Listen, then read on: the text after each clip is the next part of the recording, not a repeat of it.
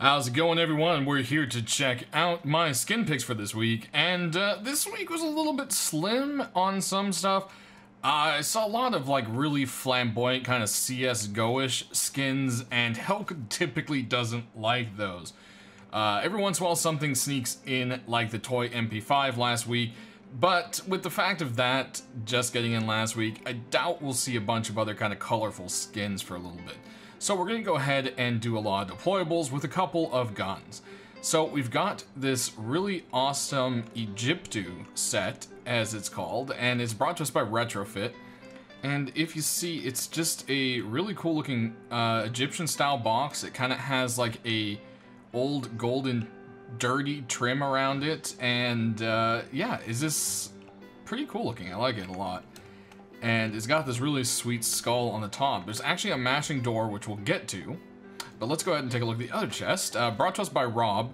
This is the components chest, and it's kind of just like a basic chest. It kind of just, you know, that's basically what it is. It's there for organization. So it says components nicely on the side. On top, it's got a worn stencil of gears.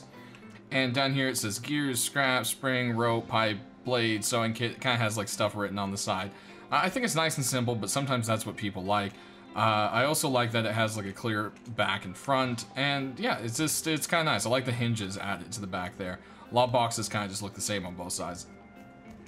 Next, we've got a furnace over here, brought to us by Vitalik, the Furnace King, and it's an angry kind of Frankenstein monster looking furnace. It's got all this kind of like caution tape design around it. It's all, you know, riveted together as usual. You check up the top here, we don't have any glow through, but its eyes do glow through, which is kind of cool. Or, you know, light up through, I should say. It's not a glow.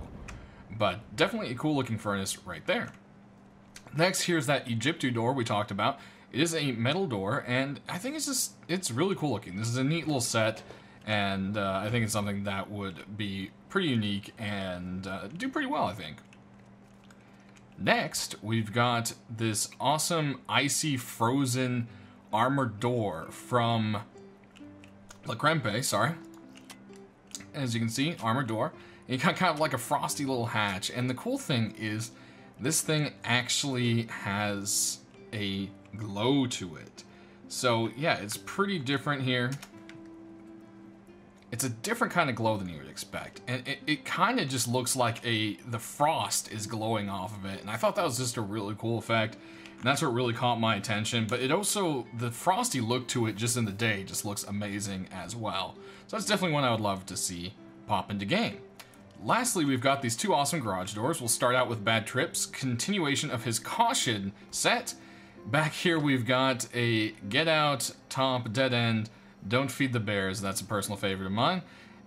Keep out, and it's got the big old caution symbol. It's definitely a really cool looking thing. It fits with the caution set, which has sold well and a lot of people seem to like. So it's definitely a cool looking garage door that would do well. And next we've got this awesome garage door brought to us by Stabby, and it actually looks like the back of an old like delivery truck. It looks like wooden planks. You've got like these old box straps here. It's kind of like made of leather. You can see the little couplings there. And then you've actually got keep a safe distance, and it's got the two truck lights, which I thought was really cool. Fish so fresh you'll want to slap it. Willie's Cove Seafood. I just love it. I think it's really cool. And it's definitely one I would love to see. And it says a subsidiary of Cobalt Enterprises. So that's a neat little extra something right there, which I thought was cool. So that does it for our deployables, guys. Let's go ahead and check out what else we got. Right here we've got a moon rock brought to us by Lisa, and it's just a great little moon rock. I think this is something a lot of people would love. It's kind of simple, but it's also just great. And I think it's a great rock. I think people will like this one a lot. Next up, we've got an ancient lost artifact within the stone hatchet. Now, I know Halleck doesn't really like these, but it's kind of, you know how people say, oh, Nokias are indestructible. Well, you know, it's kind of going along with that, and I think it's great. I think Shedman does a great job with these kind of funny looking tools and other little skins. I've been trying so hard to get some of them in, but Halleck just he just doesn't really like him too much. But I had to show this off. I really like the skin, and maybe one day Halleck will accept one.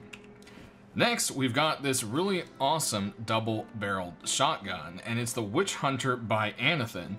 And it reminds me of something that you would see in, you know, an old vampire film, or I don't know, maybe the brothers from Supernatural be rocking this thing. It's a enchanted something witch killer. I don't know. But it's just really cool. I love the designs on it. And when you aim down the sight, you've got lots of little interesting things to look at. And you'll see right there, you've got some like wax seals. And those might be like protection spells or strips. I'm not entirely sure, but it's just really cool. I love this thing, and I think it would be a great addition. Next, again, Halleck isn't a huge fan of the techie-looking sci-fi stuff, but I really love this SMG.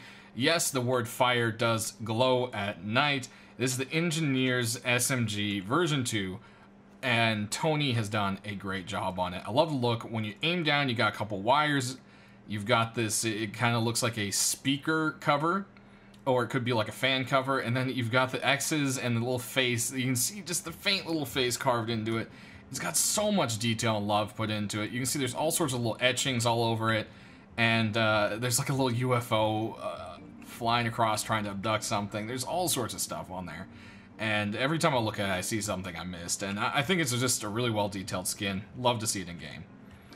Lastly, we've got a new one, and now this one has gotten a ton of positive, like, reaction to it, and I was torn on it because I don't, again, I've said this a lot this video, I don't think Halleck is gonna like this one. It's a little too sci-fi, a little too busy, but a lot of people really liked it, and it kind of tickled me in the right way, where I looked at it and I thought, And I was trying to find kind of new talent, so this is actually made by 11it. They seem to make a lot of Counter-Strike skins and stuff, but they've never had anything in Rust before. This is, I think, their first or only Rust skin they've made. Yeah, I don't know.